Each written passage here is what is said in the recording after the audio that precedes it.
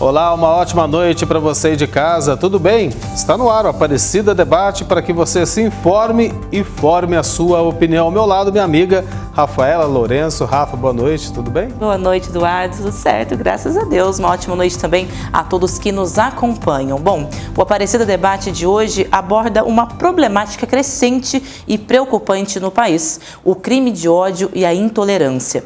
A Declaração Universal dos Direitos Humanos assegura a igualdade entre todos os indivíduos, mas na prática vemos cada vez mais discriminações. Todo ser humano tem o direito ao tratamento digno e imparcial, mas há muitos tipos desta violência sendo praticada, sempre direcionada a um determinado grupo social. Crimes englobados pela Lei 7.716.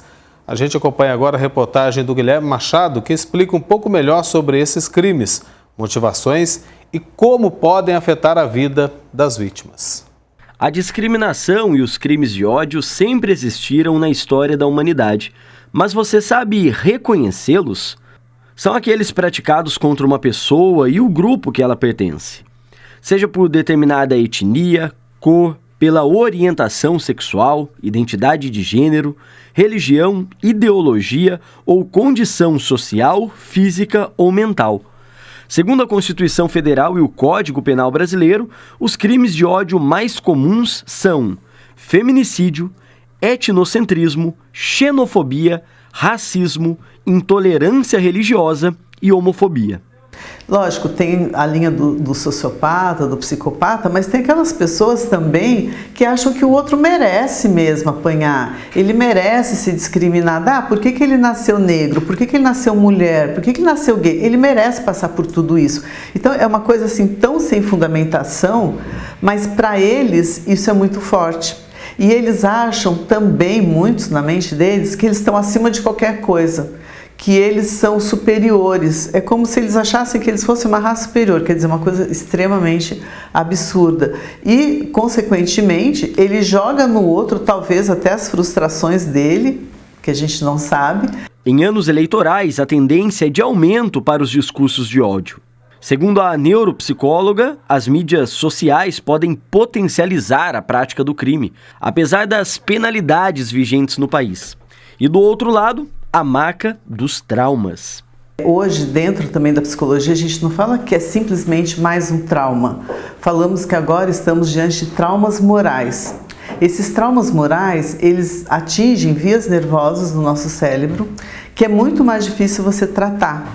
E por que é difícil? Porque traz muitas memórias dessas pessoas e para eles não interessa assim, se eu te dei um tapa ou se eu te xinguei, ou se eu te humilhei.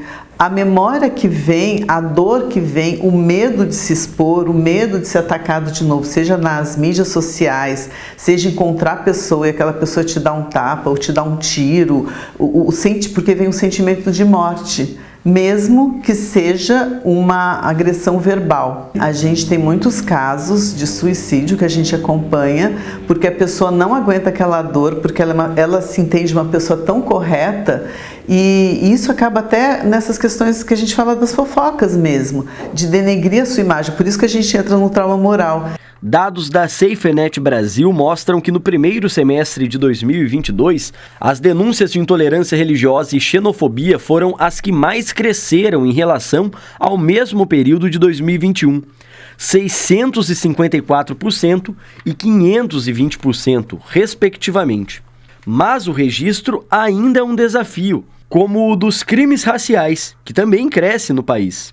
De acordo com a 17ª edição do Anuário Brasileiro de Segurança Pública, os crimes de racismo cresceram 67% e os de injúria 32,3% entre 2021 e 2022.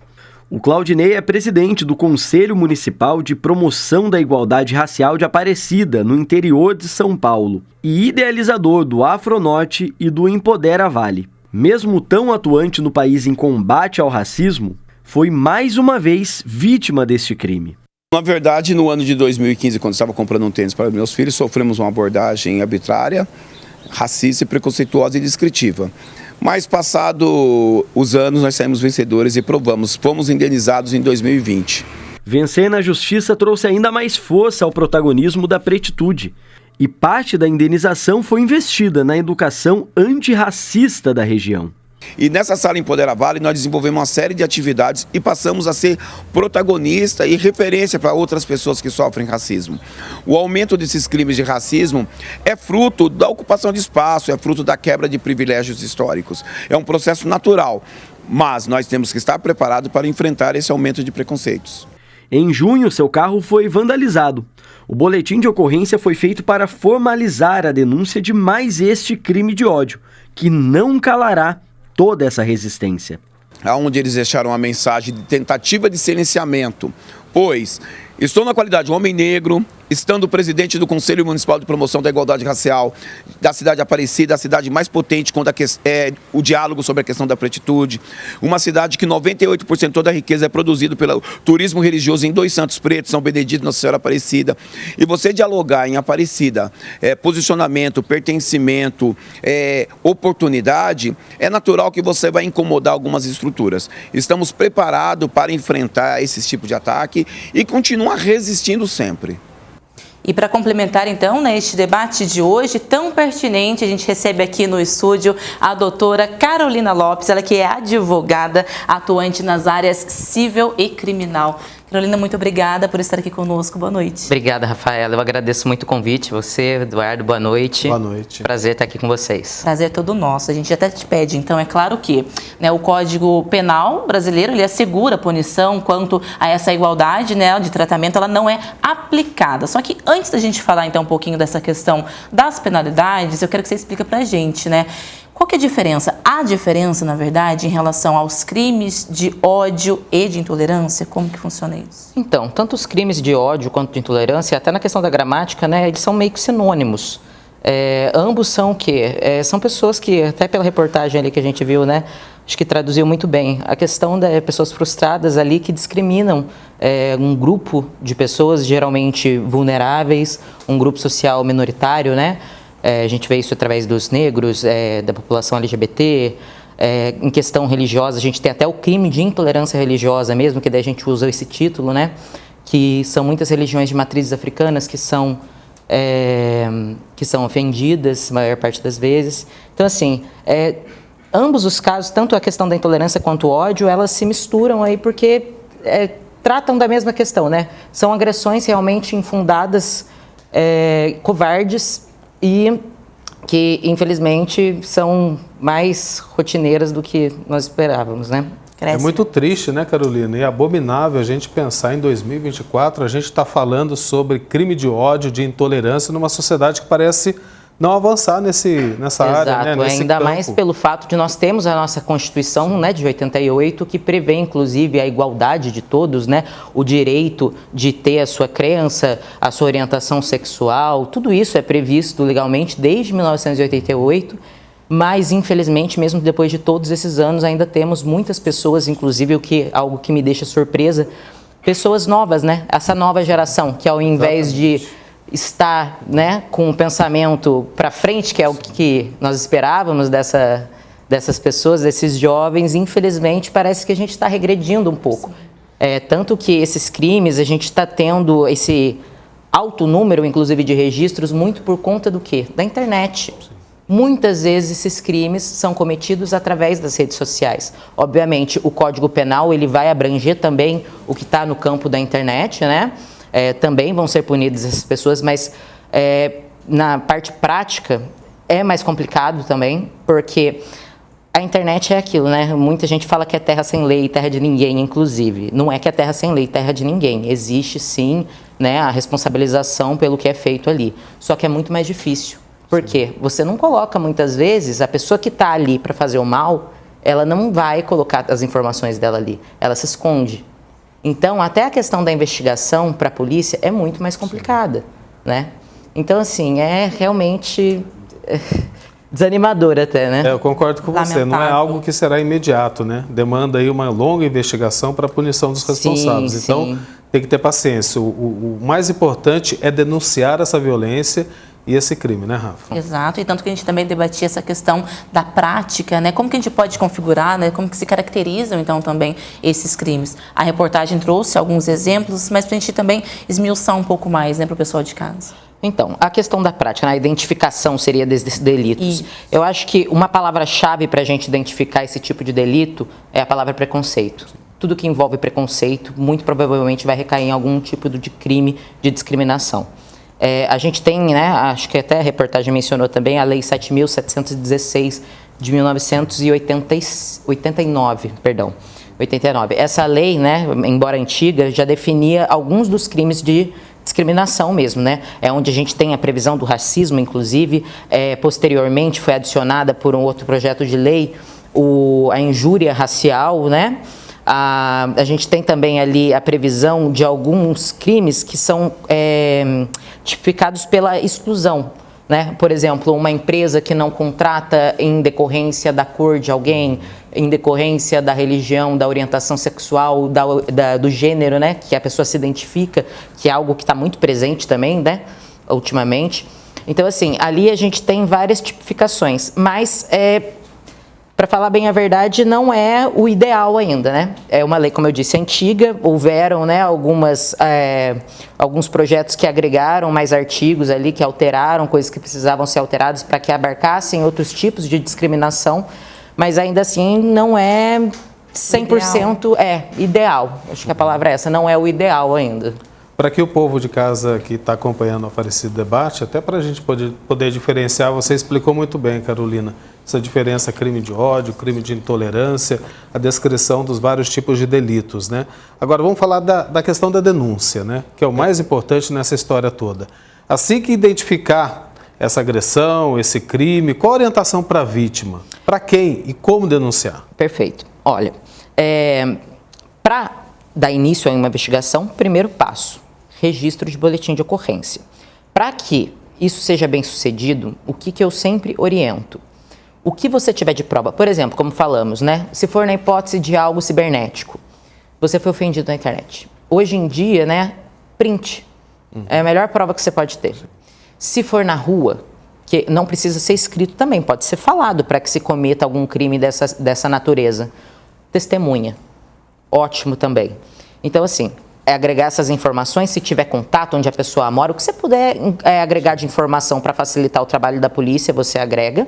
Mas primeiro passo para que seja iniciado mesmo ali a investigação é fazer o registro de boletim de ocorrência. Hoje em dia, inclusive, a gente tem um facilitador que é o site da Polícia Civil, que é onde se registra esse tipo de coisa, né? É onde é feita a denúncia desses crimes.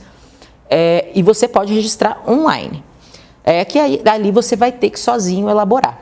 Se você não quiser, se você não tiver confiança, não souber mexer, né, mas quiser um auxílio, você pode comparecer à delegacia, que na delegacia física também, presencialmente, eles registram um boletim. Questão de advogado. Não é obrigatório que você constitua um advogado para poder dar início com um processo desse tipo. Mas, obviamente, que, né, se você contratar um advogado para te acompanhar ali ao longo do processo, você vai ter um pouco mais de segurança, né? Ficaria ali uma ação que o Ministério Público vai mover, mas o advogado poderia ser um assistente de acusação, poderia ser diligente para te ajudar também a buscar mais provas, para buscar uma condenação mais rápida. E quem não tiver recursos também, né, para contratar um advogado, tem a Defensoria Pública, né, obviamente. Nesse caso, inclusive, nem é acionada a Defensoria por conta do próprio Ministério Público ser o órgão que vai oferecer a denúncia para o Estado, certo? Perfeito. A questão do advogado seria só um complemento para te dar mais segurança. Mas, em regra, o Ministério Público vai oferecer a denúncia, o juiz competente da comarca da cidade ali, criminal, vai receber essa denúncia, se estiver tudo ok, vai dar andamento no processo. Entendeu? Então, de fato, não existe a obrigatoriedade de um advogado nesse tipo de caso, porque é uma ação que o próprio Ministério Público move. Mas, obviamente, existe essa possibilidade, sim, de contratar para que você fique mais seguro. O bom que esclarece bem para quem está acompanhando também, né, Eduardo? Sim. A gente falava também a questão das penalidades, né? Como que fica essa questão das punições também, né? Muitos desacreditam, se eu denunciar, o que vai acontecer? De fato, esse criminoso vai pagar pelo crime, né? Cada caso é um caso, como que fica na legislação também? Infelizmente, uma coisa que a gente fala muito no direito, né? Tudo depende. infelizmente. Mas é justamente por isso que eu havia dito, né, da importância da gente recolher o máximo de provas possíveis antes de chegar até a delegacia.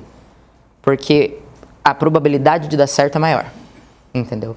Porque vai depender muito do que for feito dentro da investigação, né, dos resultados que a polícia tiver ali, do relatório que a polícia montar e do que o Ministério Público apresentar ali no juízo competente. Então vai depender muito disso. E também acho que uma observação já, né, que a gente está até em questão de educar sobre esse assunto, não só na esfera criminal, mas na civil também. A questão, acho que na reportagem, inclusive, o senhor falou, né, que ele recebeu uma indenização? Sim. Exatamente. Esses delitos, né, inclusive, eles geram um dano moral absurdo. Hoje em dia, ainda quando são praticados na internet, que está ali, né, para o mundo inteiro ver. Essa exposição. Exatamente. Então, isso aí gera, sim, um dano moral. Então, na hipótese, né, de você sofrer algum tipo de crime, e você quiser acionar a justiça civil ali depois também, para poder ir atrás de uma indenização, também é válido.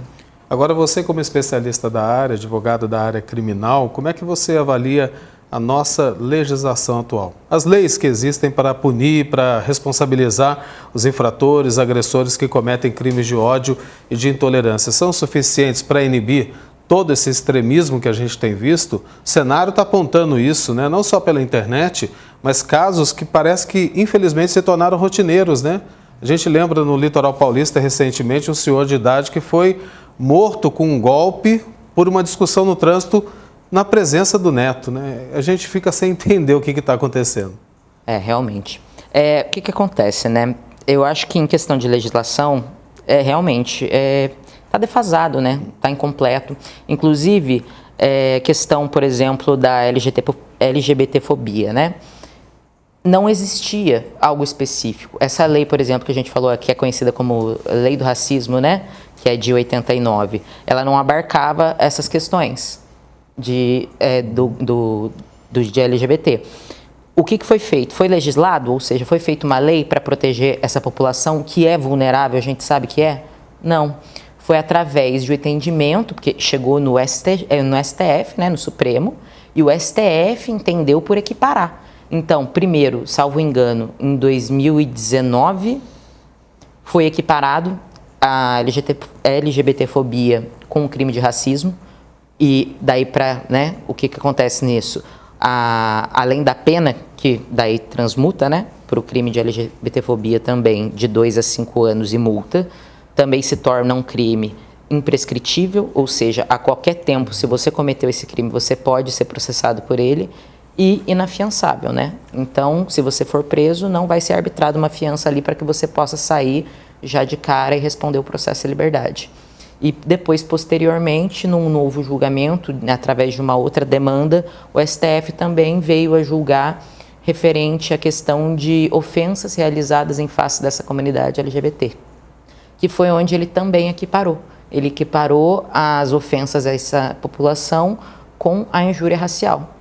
Entendeu? Então, assim, a gente vê, não estava na legislação. Inclusive, não é função do STF, né, legislar.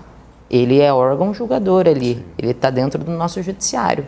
Mas, como teve muita muita demora do legislativo, essa inércia, na realidade não inércia, porque a gente sabe que tem pessoas sim que representam as comunidades, as minorias na Câmara, eles tentam, mas muitas vezes, infelizmente, tem muita gente do retrocesso lá também, não deixa passar. Digamos, então, omissão, né?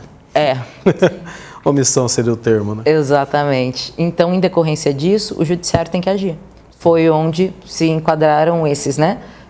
Realizaram essa equiparação para que tenha a sanção penal também nesses casos. Até porque eu acho que essa questão da LGBTfobia é muito importante, principalmente porque a gente é o país que mais mata LGBT no mundo, né? Então, assim, a gente sabendo, tendo consciência disso, tendo dado para comprovar, e a gente não tem uma legislação específica, inclusive um dos grandes problemas que a nossa sociedade tem, né? Nosso país tem de diminuir esses crimes de ódio, esses índices, é a falta de uma tipificação clara. Porque você vai pegar o quê? Você pega recorte dessa lei de 89, daí a injúria racial foi acrescido em 2015 no Código Penal, né? No artigo 140 de injúria, a gente tem o parágrafo 3º, que é onde se prevê a injúria racial. Então, assim, são recortes. Você não tem um capítulo específico, por exemplo, que preveja tudo certinho do que a gente está falando. Então fica difícil. Até a interpretação para poder fazer uma denúncia bem feita e tudo mais, fica complicado. Que além da denúncia, lógico, as investigações, né, e aí toda a tramitação, né, posterior. Bom, doutora Carolina, a gente agradece muito a sua participação aqui, por esclarecer e orientar também, né, a todos nós. Muito obrigada, viu? Imagina, o prazer foi todo meu, gente. Também agradeço muito a sua participação aqui, esclarecendo para a gente e deixando esse recado, né? A pessoa que se sentir violentada no seu direito tem que denunciar, não pode se calar diante de uma violência, né? Com toda certeza. Muito obrigado, uma ótima noite para você, viu? Ótima noite. Estamos de volta com Aparecida Debate, nesta noite falando sobre os crimes de ódio e intolerância que crescem no país. E neste bloco a gente busca entender as mudanças na história da humanidade que pode influenciar essas pessoas a cometerem esses crimes. Para agregar ao debate, a gente conversa agora com o filósofo e professor José Marcos Miné, que atua principalmente em temas como a democracia, direitos fundamentais, cooperação social, ecologia e ética. Vai aparecer aqui para a gente, a quem a gente cumprimenta e agradece pela presença aqui no Aparecida Debate. Boa noite, tudo bem com o senhor, professor? Boa noite, Eduardo. Boa noite, Rafaela. Tudo bem? Tudo bem. É um prazer estar aqui com vocês. A alegria é toda nossa para contribuir, para a gente poder entender um pouco melhor sobre tudo isso que está acontecendo, infelizmente tem acontecido aqui no Brasil. Esses crimes de ódio sempre existiram, né? Só que nos últimos anos isso parece que ganhou mais força, potencializou. Há uma explicação para isso, professor? Bom, então, quando você fala que os crimes de ódio sempre existiram, é de fato. E, inclusive, uma coisa que mudou muito foi a percepção. Nós temos que lembrar que nós estamos num país que foi praticamente o último, né, a abolir a escravidão. E essa herança cultural, ela é um elemento que permaneceu. Claro que, em certa forma, mitigada, mas permaneceu. Então, o que muda? A percepção do crime de ódio. Porque durante o período da escravidão, aquilo não era nem percebido como crime. E as atrocidades que eram feitas não eram percebidas como crime. A partir de um processo, de um longo processo de avanço da sociedade moderna, da modernização e do Estado democrático de direito, das liberdades democráticas que foram sendo implantadas no país, o próprio desenvolvimento dos direitos humanos, nós chegamos a uma situação diversa. Uma situação em que, com essa ampliação dos direitos humanos, aumentou também a percepção dos crimes de ódio e dos crimes de violência, de racismo, homofobia e etc. O que acontece nos últimos anos, e aí é uma outra situação, né, no curto prazo, com o recuo dessa afirmação, dessas garantias das liberdades fundamentais e dos próprios direitos humanos e direitos fundamentais, e o surgimento de discurso contrário a isso, aí nós vamos ter essa potencialização dos crimes de ódio. Esse aumento, como efeito, esse aumento dos crimes de ódio, né? Justamente por um certo recuo dessas liberdades fundamentais.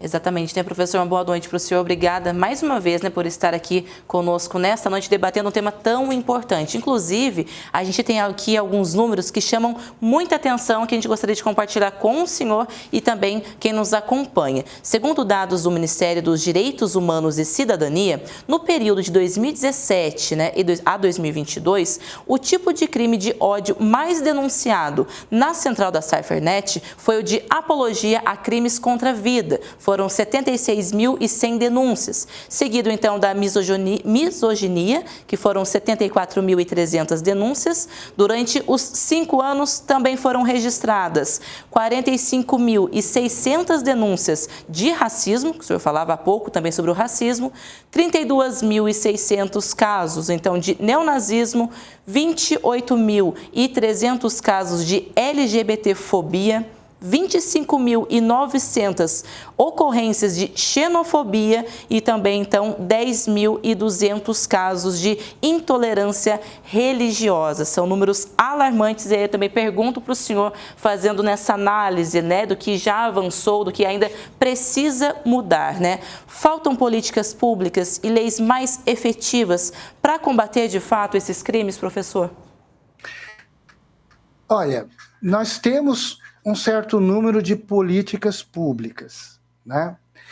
É fato que sempre se pode dizer da falta de políticas públicas, porque de fato também existe essa margem. Mas um grande fator de causa para o aumento, a potencialização dos crimes de ódio está na própria formação de poder e de instituição da diferença e de demarcação da exclusão. São 3 elementos importantes aí. Então, além de você ter, de certa forma, uma captura do Estado por determinado grupo político que representa um grupo de poder, que tratou de desmontar políticas públicas, como o que aconteceu com a Fundação Palmares, um processo de desmonte das políticas públicas, com essa formação do poder, há nisso também a institucionalização de certos discursos de ódio e discurso de intolerância. Isso é uma forma de exercício de poder, né? Aonde se institui a diferença e aonde se demarca essa diferença para excluir. Assim como na Idade Média se caçava as bruxas, essa instauração de poder, ela tem que criar bruxas para exercer o poder. E com isso, obviamente, nós temos a falta de políticas públicas ou o desmonte de políticas públicas, política pública na educação, política pública nos vários órgãos, né, de defesa dos direitos humanos, a questão da cultura, né, a afirmação da cultura, nos vários órgãos de política pública, que com esse desmonte aumenta também um discurso, que é um discurso político, que se articula, que até se diz liberal, mas se articula com elementos que são antiliberais, e, obviamente, com um cinismo bastante forte naquilo que é feito como um processo de, a gente poderia dizer, de construção, né, de um discurso, de uma narrativa, que não é uma narrativa vinculada a um discurso de verdade, de validade, de compromisso performativo com aquilo que afirma. É um discurso que aboliu a verdade e que aboliu a coerência performativa. Ou seja, um discurso que se diz liberal, mas trabalha na perspectiva de afirmar a violência e a repressão, o policiamento, o endurecimento das penas, etc. E aí uma série de elementos, né, que vão se afirmando nesse tipo de discurso. Se diz liberal, mas desmonta a estrutura de defesa contra a violência racista. Se diz comprometido com a ecologia, mas desmonta todo o instrumental de defesa da ecologia. Então, obviamente que esse desmonte do Estado e de políticas públicas que poderiam fomentar a redução da violência acarreta aumento da violência. Bem como também, por outro lado, liberação de arma de fogo e uma série de incentivos a uma situação que possibilita a violência, e aí vai depois isso refletir nas estatísticas. Então você tem mais crime de homicídio, você tem mais elementos, né, como foi bem mostrado aí, que vão apresentar resultados bastante ruins em termos de aumento de violência. De fato, professor, esses números que a Rafaela apresentou aqui assustam, né? Chamam a atenção pelo alto número de denúncias que estão sendo feitas em relação a todo tipo de crime de ódio e também crime de intolerância. Eu trago outros números para o senhor. Aquele tal negócio, né? Sempre existiram, mas nunca foram tão evidentes e claros para que todos pudessem enxergar. Dados gerais da Polícia Civil mostram que os crimes de racismo cresceram 67%. E os de injúria aumentaram 32,3% entre os anos de 2021 e 2022, isso fora as subnotificações.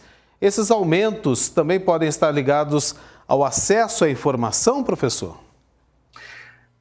Sem dúvida, eles estão ligados ao acesso à informação e também às fake news, né? A falsa informação. Veja bem, há um regime de pós-verdade, além daqueles elementos que foram facilitados, né, há um regime de neutralização de certas conquistas que nós tivemos ao longo dos anos. Então, e junto do desmonte das políticas públicas, da polícia educacional, até um ataque a certas políticas educacionais que são formadoras da cidadania, isso obviamente produz o resultado que é o aumento do racismo e dos crimes de racismo e dos crimes de injúria. Sem dúvida, isso é uma chaga, né, que vem estruturalmente presente na cultura brasileira desde a época da escravidão, né? E o racismo estrutural, ele é uma realidade presente e ele se desenvolve muito pelo discurso. Porque o discurso ele tem um efeito nas pessoas, né? E a reafirmação desse discurso coloca esse efeito nas pessoas. Então, a fala, ela ofende, ela agride e ela produz agressão, né? Então, a desinformação, que é a veiculação da mentira, e a própria fala violenta, ela produz, né, a agressão e, obviamente, que é necessário não só punir, portanto, constatar o aumento dos crimes e ter o instrumento jurídico para coibi-los, mas é muito mais importante criar uma cultura de inclusão, porque nós estamos vivendo um período em que se aumenta a cultura da intolerância. E essa cultura da intolerância, ela é uma produção de um exercício de poder. Um exercício de poder que é contrário à liberdade das pessoas e que é contrário à democracia, é contrário aos princípios da nossa Constituição. Nós estamos vivendo um período bastante sério no que diz respeito a esse desmonte. Então, é preciso pensar muito além das punições, né? Isso mesmo, pegando até essa linha de raciocínio que eu aproveito para perguntar, então, para o senhor, né? Além dessas punições, como tentar reverter este cenário, né? E reduzir esses índices desses crimes no Brasil? Como chegar, então, a um cenário positivo, tão sonhado por todos, é claro?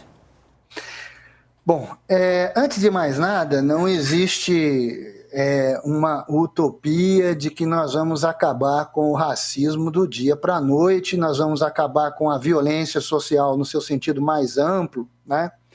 Dirigido àqueles vários números que foram colocados na tabela, a violência contra a mulher e tantas outras formas, do dia para a noite.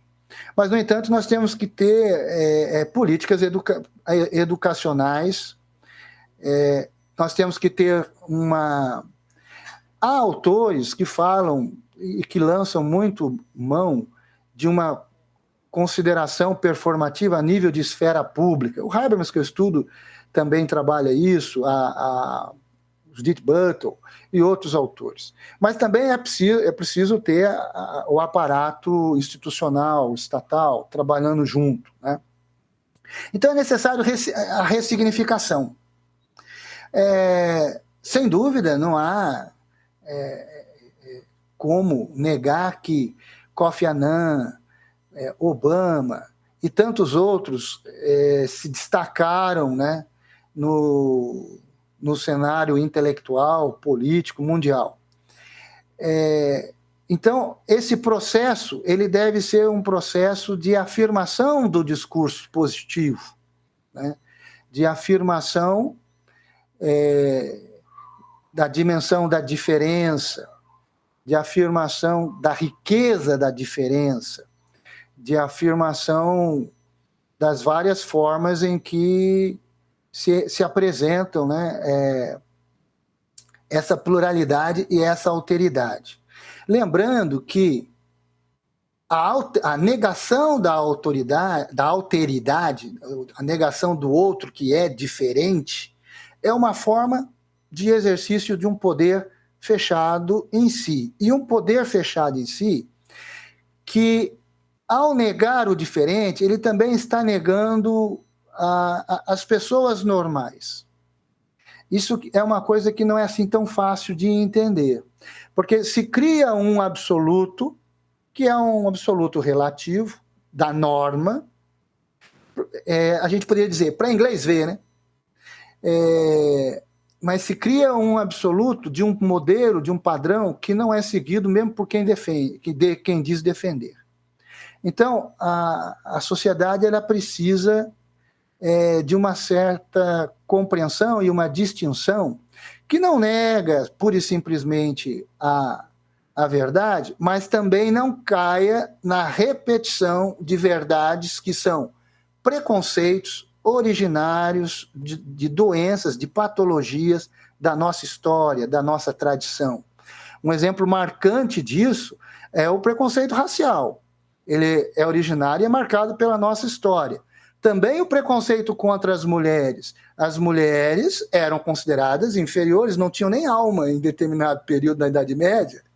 Eles consideravam, não tinham propriamente uma alma racional, que era apenas aquilo, né? O pecado veio de Eva, aquela coisa toda. Então são heranças culturais que obviamente não dizem respeito à mensagem do Evangelho enquanto tal, mas são, né, heranças culturais que se construíram ao longo do tempo e que, de certa forma, permaneceram numa dimensão pré-reflexiva da nossa cultura. E que é preciso resgatar isso, né? A gente tem que lembrar que o direito ao voto no Brasil das mulheres é do século XX. Então, isso é muito significativo, uma negação gigantesca de muitos elementos da sua dignidade. É, de fato, uma violência contra a mulher e é preciso educar as pessoas para a cidadania. Eu me lembro, quando eu era pequeno, a gente matava passarinho com estilingue e lugar de mulher era conversando sobre culinária e etc. na cozinha. Ou seja, eu estou com 60 anos. O que isso significa? Há uma reeducação social a ser feita, né? E é por aí que se supera todo esse processo da violência e do racismo, né? Do racismo à violência em geral. É preciso sempre evoluir. E uma sociedade evoluída está longe desse discurso de ódio, de intolerância e que gera esse tipo de crime que a gente está debatendo hoje aqui na Aparecida Debate. Professor, quero agradecer muito a sua participação aqui conosco hoje no Aparecida Debate. Seja sempre bem-vindo. Uma ótima noite para o senhor. Muito obrigado por vocês, por esse espaço. Espero ter contribuído com a reflexão aí, tá bom? Muito obrigado. Um abraço. E muito obrigada, professor. Ótima noite. Estamos de volta com a Aparecida Debate sobre crimes de ódio e intolerância. Bem, nos 2 primeiros blocos explicamos como se configura esse tipo de crime, quais as penalidades, motivações e a necessidade de políticas públicas. Agora a gente aborda um campo que dissemina cada vez mais esse crime, a internet. De acordo com os registros da Central Nacional de Denúncias de Crimes Cibernéticos, da organização CypherNet, em 2022 foram mais de 74 mil casos de crimes de ódio na internet, o maior número desde 2017. A plataforma revela ainda que entre 2017 e 2022, mais de 293 mil denúncias foram feitas. Crimes motivados por preconceito ou intolerância contra grupos ou indivíduos possuem identidade ou orientação sexual, de gênero, etnia, nacionalidade ou religião. E sobre este meio de atuação conectada destes criminosos, conversamos agora com o Carlos Afonso, que é representante da Associação Brasileira de Internet. Já aparece aqui conosco. Carlos, uma ótima noite para você. Muito obrigada e seja bem-vindo ao Aparecida Debate. Obrigado, Rafaela. Obrigado, Eduardo. Prazer estar aqui com vocês. Prazer é todo nosso. Bom, Carlos, esses crimes podem assumir diversas formas na internet, mas quais os exemplos mais frequentes que a gente pode destacar hoje? Olha, Rafaela, de certa medida é importante a gente entender que quando a gente fala sobre crimes de ódio, como vocês bem trouxeram aqui no programa, a gente pode falar sobre diferentes motivações para essa prática criminosa. Ela pode atacar a etnia da pessoa, ela pode atacar a religião da pessoa, e isso acontece tanto fora como dentro da rede. Então, os crimes de racismo, injúria racial, intolerância religiosa, podem acontecer e, de certa maneira, a gente vê crescendo cada vez mais, como vocês bem colocaram, na internet. E isso faz com que se perceba uma questão muito importante, que é, de certa maneira, nas redes sociais, todo mundo está conectado e todo mundo tem a palavra. É como se todo mundo tivesse um microfone na mão para falar o que bem entender. Só que é importante entender que a liberdade de expressão ela não é absoluta. Ela encontra limites nos direitos do outro. Então, você não pode ofender a religião alheia, você não pode cometer ali uma expressão que seja racista. Isso é crime, isso gera consequências não só penais, como a gente tem discutido aqui no programa, mas também civis. Então, isso pode tanto gerar um crime que pode ter pena, às vezes de reclusão, por exemplo, de 2 a 5 anos, como também gerar indenizações de natureza civil pelos danos morais causados à pessoa ofendida. E a gente, infelizmente, tem visto a internet se tornar um palco para isso, muitas vezes as pessoas achando que na internet é uma terra sem lei, que na internet pode tudo, e elas rapidamente vão começando a perceber que não é bem assim. A internet deixa rastros, a pessoa que diz alguma coisa na rede pode ser identificada, e isso pode levar à responsabilização daqueles que cometem esses crimes. É nesse sentido que eu queria perguntar para você exatamente. Boa noite para você, Carlos, bem-vindo aqui ao Aparecido Debate. A gente já falou com a advogada das áreas criminal e civil aqui no primeiro bloco do Aparecido Debate. Ela falou exatamente o que você acabou de reafirmar, né? A internet não é uma terra sem lei. Mas até que ponto que há responsabilização, até que ponto há essa expressão de liberdade na internet? Olha, Eduardo, acho que é importante reafirmar esse ponto. As pessoas imaginam que a internet, por ser um campo novo da manifestação, do pensamento, da expressão, as leis que foram pensadas e editadas antes da internet não valeriam para elas. Lê do engano. O Código Civil, o Código Penal, leis que foram pensadas muito antes da internet são aplicáveis para tudo aquilo que acontece na rede. Um crime cometido fora da rede também é crime quando ele é cometido através das redes sociais, através dos sites, dos blogs, das ferramentas de mensagem instantânea. Então, acho que é importante deixar isso bastante claro. E nesse ponto, são aplicadas tanto as leis que foram criadas antes da internet, ou leis mais gerais, como também existem leis próprias para as relações travadas através da internet. Por exemplo, no Brasil existe o chamado Marco Civil da Internet, que é uma lei de 2014 que traz uma série de responsabilidades, uma série de direitos também para todo aquele que utiliza a internet no seu dia a dia. E é, por exemplo, essa lei que obriga as plataformas a guardar determinadas informações que permitem que a polícia, que permitem que as autoridades investigativas possam chegar à autoria de quem disse o quê na internet. Às vezes, uma ofensa ela pode vir no perfil que parece anônimo, porque a pessoa não colocou ali a sua foto ou disse o seu nome. Mas na medida em que ela fala alguma coisa na internet, ela fala através de um IP, né, de um endereço eletrônico que conecta aquele dispositivo, seja o celular, o computador, à rede mundial de dispositivos conectados. Esse endereço eletrônico ele pode ser registrado e ele serve de caminho para chegar na pessoa que disse alguma coisa ofensiva. Então é importante também cortar essa ideia de que existe anonimato na internet e que tudo que é dito na internet sempre estará coberto por esse manto do anonimato. Existem maneiras de identificar quem disse o quê, quem fez o quê na rede, e isso está previsto na legislação. E muitos acreditam que conseguem se esconder, então, né, na internet, mas não é bem assim. Na verdade, muito diferente, né? Carlos, essa questão também de cada crime tem a sua penalidade, né? Mas o que fazer, então, quando você se torna uma vítima nesse mundo digital, né? Tá do outro lado. Olha, Rafaela, é muito importante, antes de mais nada, se você foi vítima de um crime, de uma ofensa, seja de intolerância religiosa, racial, étnica, guardar uma prova daquele conteúdo ofensivo. Então, isso é muito importante. Então, tira um print da tela, procura preservar o arquivo, para que isso possa servir de prova, de evidência mais à frente sobre o que foi dito.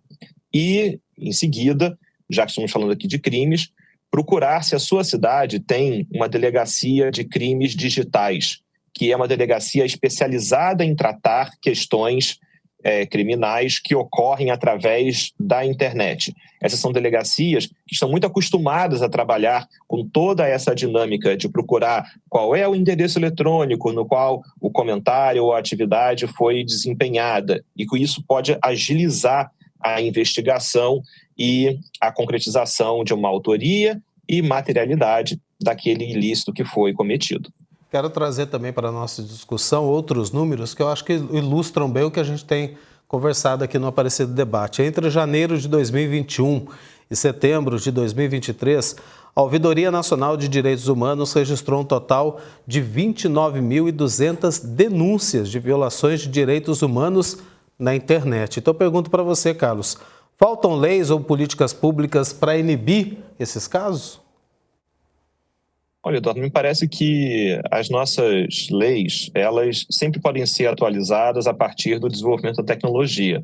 Mas, para além disso, falta também, de um lado, uma capacitação das nossas autoridades investigativas para cada vez mais entender como funcionam os crimes na internet, que possam fazer esse combate de uma maneira cada vez mais efetiva.